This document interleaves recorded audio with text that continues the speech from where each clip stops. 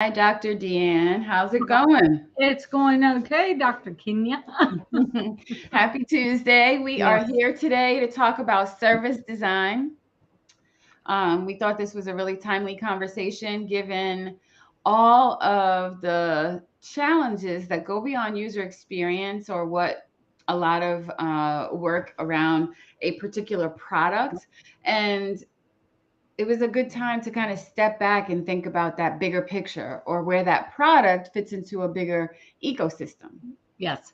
So this came out of the situation of the challenges that exist when you think about interacting with or engaging with a company and you go through that entire service experience and you recognize that in that experience there are different people, there might be products that you interact with or those people interact with as well.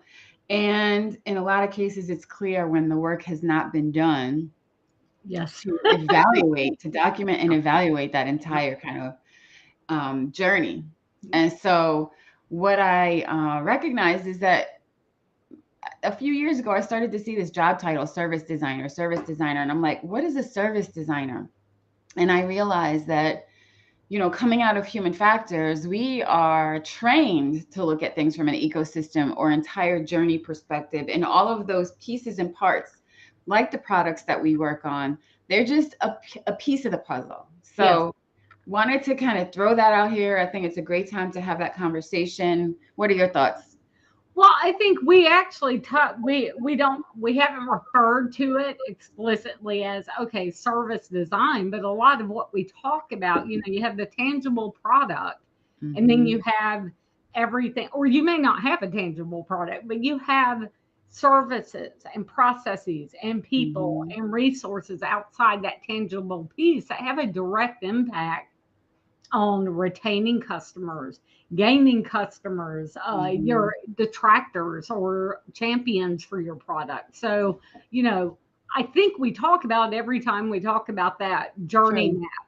That journey map should, it's not all about the functionality. It's about Mm-hmm. that ecosystem and how Mm-hmm. people are interacting, where other resources or people or groups come into play. I think about support. Think about third party people who are in there, configuring things for you. They all have an impact on that experience, on the Mm-hmm. user accomplishing a task, on whether they want to use your product. And I think we have a million examples of maybe something's rock star product, but they get destroyed based on Yes. services that were kind of ignored or aren't consistent, with that when, with the product or the brand or That's right. processes there. That's right. And something I think that you mentioned journey map, Yes. even more robust and I feel effective or powerful is that service blueprint. Service blueprint. Yes. Yeah, and remember we've done that in the past and that Hmm. particular a specific project we had where we had to talk to different actors Yep. and understand how that whole process of purchase, acquisition, usage, what that all meant in that journey. But that service blueprint gave us insight to share with the client around front office or those that are customer facing and back office. And I think in a number of instances, organizations forget that your customer journey is just one component. You Yes. also have to document those people within your organization or third parties that are in roles that are front office and back office. Back office are those people that are doing number crunching, administrative work on the back end, and never actually interface with the customer, but they might do some work that configures a system or has something to do with Exactly. that experience. Yes. And people who are doing the communication. So you think Mm-hmm. about, I can go to a doctor and I may have the perfect experience of, oh, look, easy to use website. I can check when they're Mm-hmm. available. I can say what I want. Streamline process, that tangible Mm-hmm. website or that app, using that app, which A lot of times we capture that kind of information in the process. What we Right. forget is, okay, I have a problem with something. Who am I calling? How's that Yes. person ready for it? Or are you sending me reminders? Are you waiting till 10 minutes before my appointment to send me Right. communication? Or are you telling me a day in advance? That sort of thing kind of gets left out. It may be, okay, we know we need to do something, but you're not Mhm. really, you've Mhm. ignored that piece of the process and how it's occurring or the people. So I Mhm. think that's a key difference with service design. Service design and product design are very related. They're both user centered. But the service design makes you focus, like those blueprints, on the actors, on the people who are involved. Mhm. What are they doing? Are they involved in your essentially your design process or your journey mapping? They need to be involved. That's right. And you need to address how they are supporting that experience as well. So I think that's kind of the key difference when you look at service design versus the Mhm. product design of the tangible.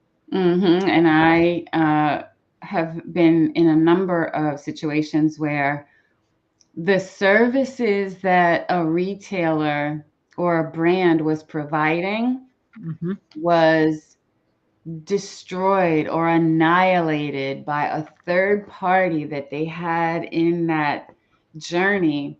Where, for example, I used in the newsletter having a new dishwasher installed years ago, and they used third parties for Yeah. delivery and installation. And in both cases, those third parties were horrible. And when I thought about in the industry that I'm in and with the expertise that I have, of course, I could think about the fact that those were separate companies Yes. and they had different management structures and that kind of thing.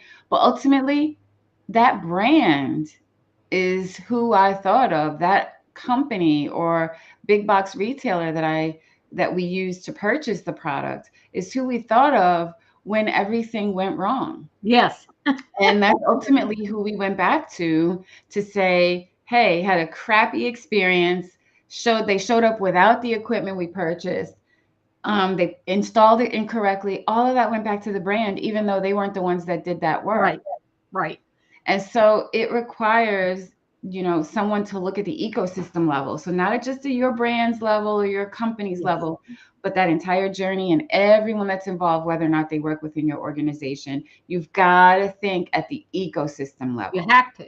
I mean, yeah, and that was a great example because they probably thought about all the function and features of the Hmm. dishwasher, and it was easy and it was smart, Hmm. all those fun things. So that experience is great. I bet if they had sent you an NPS survey, you might have given them a 3, but it A would be based, zero. yeah, yeah, and it Yeah. wasn't based on the product It was design. not based It on was based because on at the that service. point I didn't care about the product. It was, I mean, and then they probably focused on their showroom of product offerings, the salesperson and their tools to like get the sale in the system and to schedule your delivery. They probably thought about all of those pieces, but they forgot about all of those things post Yeah. purchase that relate to their brand Yep. that were horrible. So Horrible. Yeah. think about things at the ecosystem level and do not forget you are not the only one in that workflow if you're using third Yeah. party tools, third party people. Those are a part of your brand and your ecosystem. Exactly. And as a researcher, that is part of your research. That's Right. where service design is still user centered design. So, anyhow, Hmm. I'm going to throw that out because UXers really have to look at It's that bigger true. picture. It's true. Yeah. And like I always say, it's inputs, action, outputs. Yes. Inputs, action, outputs. And anything that you're doing when you're looking at that journey or those steps, some of those inputs come from somewhere else. The actions might take place in a system, but those outputs could be used by someone or something else. And you've got to understand all three of those in terms All of three. building that right experience. Yep. So when you think about what you are building, creating, doing, and it requires you to understand that journey. Make sure you hold your third party people and systems to the same standards as you would your own. Yes. And that can be hard. That can be very difficult. But this is also where you have to make the decision around, is this the right third party to Yep. engage or to partner with? It is, and that is always hard. Even some of the other service that people in the or within the organization that are part of the service, part of what you have to look at, what's that organization's culture of Mhm. user interaction. Responsiveness and quality. Exactly, Yes. exactly. So, and that is hard because sometimes service design does uncover, hey, we need a little bit of a change from an organizational perspective, our way of thinking. Mhm. You've had bad support with a great product. You've probably had great support with a really bad product. Mhm. And that disconnect sometimes indicates, hey, we need to really pull these people in, hone in. That's our area. And I've had projects where I came in and they thought it was their product. And, you go It's in and you not. start talking, you're Mhm. making sure you're talking to all the parties, whether it be third party or not. That's, part of what we do just when we talk about, well, how do you do service design from a UX perspective? Well, similar things, that qualitative research, doing Mhm. those journey mappings, bringing in all the stakeholders, whether it's support, third party providers, that sort of thing, and really research. Look at Right. what's happening in that project I was talking about. They thought it was their offering, their product. Got in there. We did some really heavy duty research, looking at all the players, talking Mhm. win Mhm. loss calls. Why'd you leave? Why'd you stay? And what we found was it was all of those other things downstream that were occurring. It wasn't the product being offered Yeah, per that's se. right. It was the third party really causing a mess in this case as well. And Mhm. then also looking at support, breaking that down, looking at that data. Some of the highest NPS were based on, there were some support people. It wasn't very consistent, the messaging and how they interacted with people. And they had really high NPS scores, even when things went wrong with the Mhm. product, when they had certain ways a support person would approach it, it led to, someone who was championing the product. When they didn't, they actually were losing the customers. They were Mhm. like, okay, this isn't working. And it was all really based on that downstream, how they were interacting with support. We worked on that kind of messaging and massaging and getting some consistency that was more aligned with that, what the brand, the experience they wanted people to have.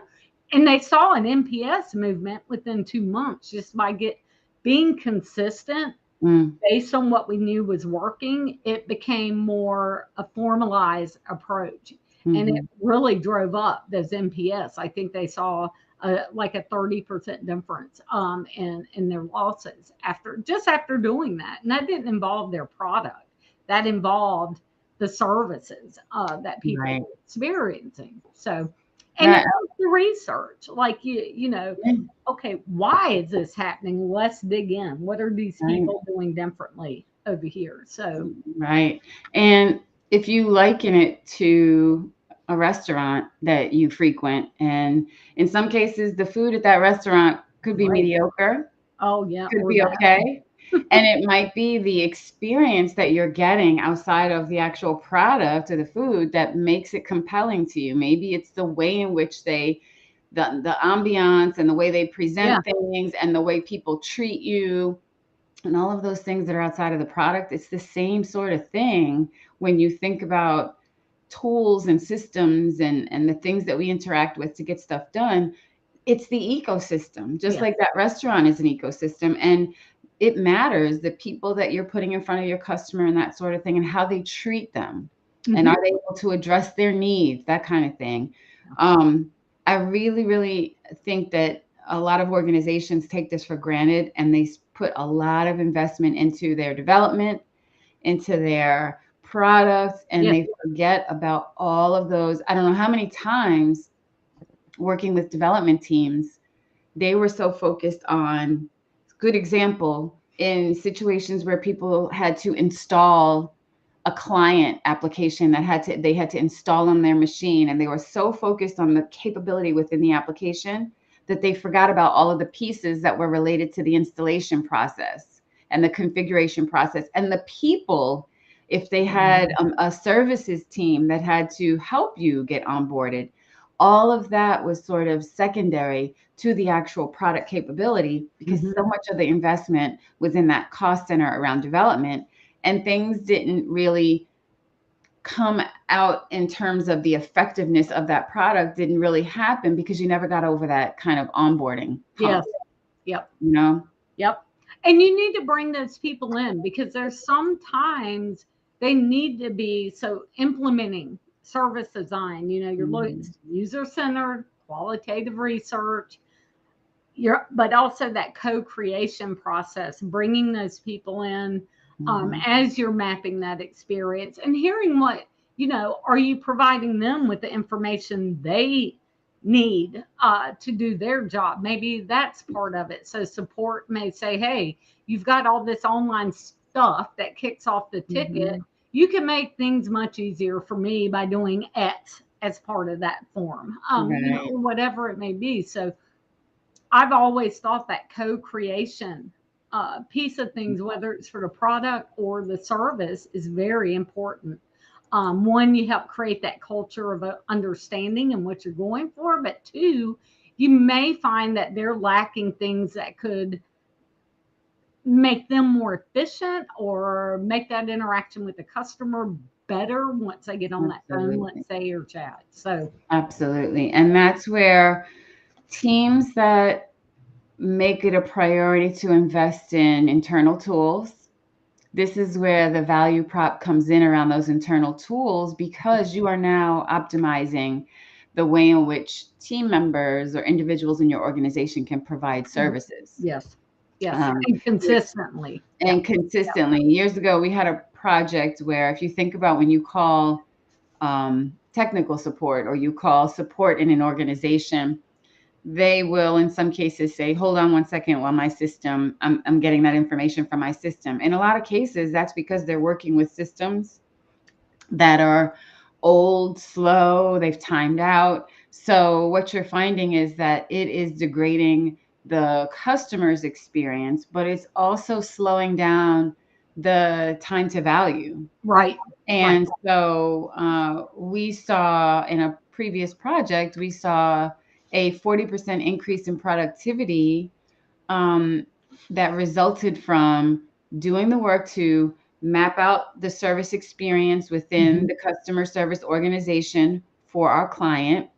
They were able to then recognize their teams were using more than a dozen systems to serve one customer, one of their end user customers. And Mhm. so the information in those systems was disparate. So some systems had the same piece of data, but that information was not the same.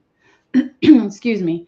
And so what we found was they had to assess all of those different tools that were being used or the processes that were involved to then stand up a new system. And Mhm. so they decided, instead of going out and buying, let's build. And so that build process led to a system that then allowed them to become 40% more productive. Yep. So when you think about that, and it wasn't only the system piece, there were also, like you said earlier, training components. So individuals in that organization were trained on certain things because they were finding that the average person in that role was only staying for 2 years. Why were they only staying for 2 years? Because they were so frustrated at the lack of support from their management team or leadership, but also from the tools. Right. So again, that whole service experience had to be kind of tossed out the window and start they had to start all over. Yep. Yep. And how, I think a lot of people get overwhelmed thinking about looking at things from a service design perspective, because you do have a lot of complex processes in many Mhm. cases and touch points. And Mhm. really, I think you break those down, Yeah. you break them down, you look at each one individually, and then pull it all back together, Right. in that journey. Right. But you've addressed it all, and I'll let you go with the third. I was about to go on with, what are some ways you can depict that? I think the blueprint you mentioned, Yeah, that the that blueprint. is one of my favorite, because it forces you, okay, who are the actors? What's going Mhm. on? What resources are you using? The project, I'm not sure if you touched upon it. We worked on, it was like you had the state of the art product. We'll leave it at that. Mhm. I mean, absolute state of the art. It should have been flipped. Taking over and changing Everyone, their foot. Yes. it should have taken over. It wasn't the product. Once we started doing those blueprints, putting, who's involved at what stage, Mhm. what are they doing, what are they Mhm. using, how are they interacting, and all of a sudden it all became about that. 100% became about the processes and those Mhm. other actors, and not the product at all, not even Right. 1%. So that's why I like the blueprint, because it does force you to see when, where, what's going on, Mhm. and then you can break down what are those pain points, do the analysis, and say, where can we make changes anywhere in that process? Where do you make changes to help those actors, whether they're internal or external, Mhm. or improve those resources that are Right. available? Yep. That's right. So, And if I could just make a plug for those of us that come out of human factors programs, industrial engineering programs, there is inherently a focus on that ecosystem. mhm. And so when you think about, it's like cogs in a wheel. Yes. You need all of those cogs for that wheel to make to go into motion and to do something. And so we are trained to look at things from the standpoint of the entire system is broken down into pieces. Some of those pieces are people, some of them are tools and systems. And so it's really, really, really important that you look for individuals who have that lens or that training to look at things from a holistic perspective. So it's kind of stepping back, but then jumping in and knowing where and when to jump in to then piece things back together, like you said. Yep. And based on our experiences, investing in your service design is so much more, in terms of the returns, so much more impactful than user experience, evaluation and design of individual services, components, that Mhm. sort of thing, products.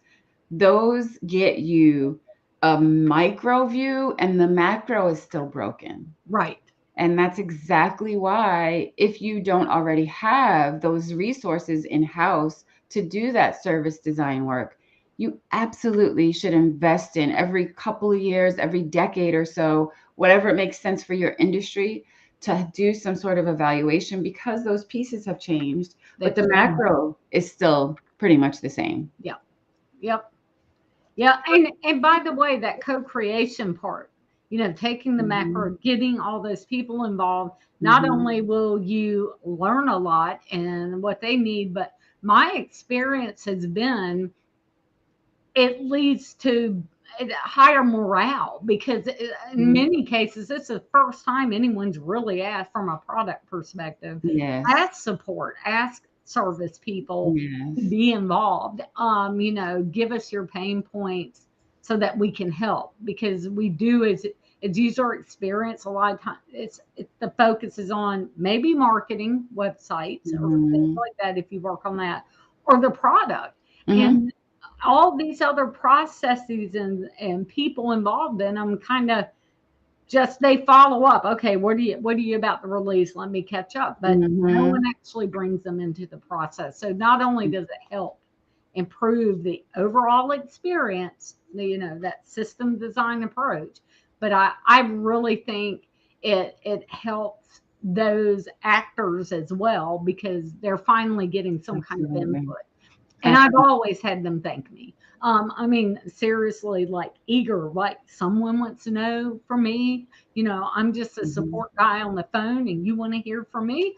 And I, you'd be shocked at how much time they'll spend with you just to say these are things wrong, and no one's ever either listened to me or even asked me. Right. So I love throwing that in because I think it kind of helps with morale and the product as well, that everyone's being heard and considered where appropriate in that holistic look at your experience for the user. Right. Yeah, and that's the big part of it. I think and you just touched on it is getting the perspectives of individuals in those roles Mhm. and making sure that you have they're closest to it than more than anyone else, so they understand where those challenges and sticking points are. Yes. And as you start to unpack the service design process, part of what it helps you to recognize is change management and organizational design Yes. become a part of the solution, Yep. because you cannot just say we're going to change, we're going to evaluate the service, or we're going to implement some sort of service design exercise within our organization, and you can't expect that it's just going to be about the UX of the products. There's absolutely going to have to be some work that's done around roles, responsibilities, the give and get between people or systems. And so that means that, again, you're getting into that change management piece as well. Yes. And I Yeah. think some organizations don't have the appetite for that, but where we have had opportunities to influence organizations in this way, we've seen 30, 50% increases in productivity, and job satisfaction, Yep. because things, you're not putting out fires, you're not triaging challenges or trying to band-aid solutions over things that are broken. Yes. Absolutely. Yeah. Yeah. And, So and it's more, and it's, well, I know we focus on support third party providers, but just part of it is communications processing. Think of Airbnb. So mhm. you have the website, you have the app, you even have, emails that go out or support if there's a problem. So yeah, that's Mhm. all part of it. What about your policies? Mhm. I saw someone writing a big part of the experience and satisfaction for the users, who's both the host and the guest, Mhm. is what are the safety policies? What are Right. the, refund policies? So that Right. becomes part of the experience, even if there's not a person per se. Right. Have you thought about that from how a user perspective? How's that going to impact their willingness to use your products? That's right. Satisfaction with the products. But so it's really broad, and I think that's what overwhelms people sometimes, is thinking about how do I address all that. Well, you start breaking things down or doing that To build qualitative them back up. research Yeah. to find out what could or is coming together to form that holistic experience for a user from beginning to Mhm. end, from Mhm. learning to buying to using to being supported to maintaining. All of those things are part of the Mhm. experience. Mhm.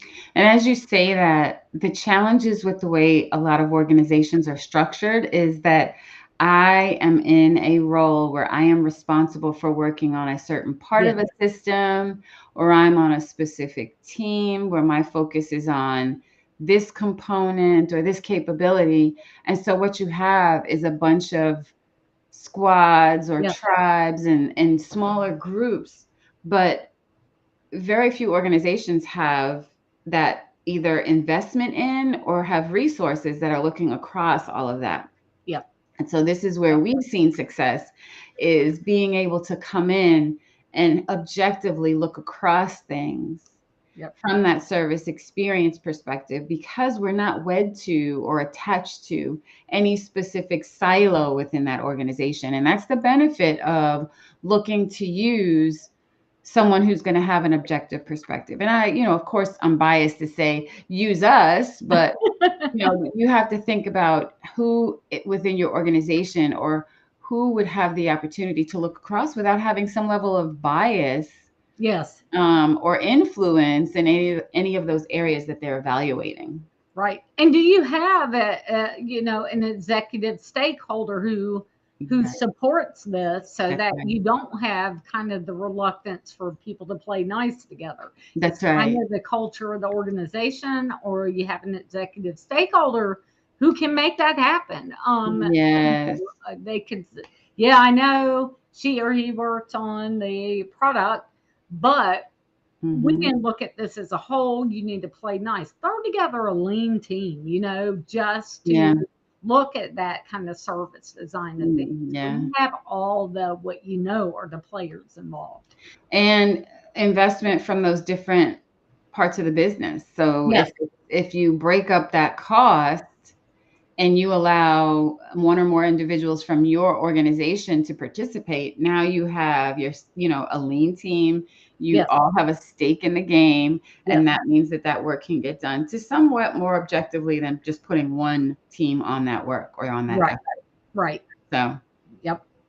awesome. So this has been a really interesting conversation.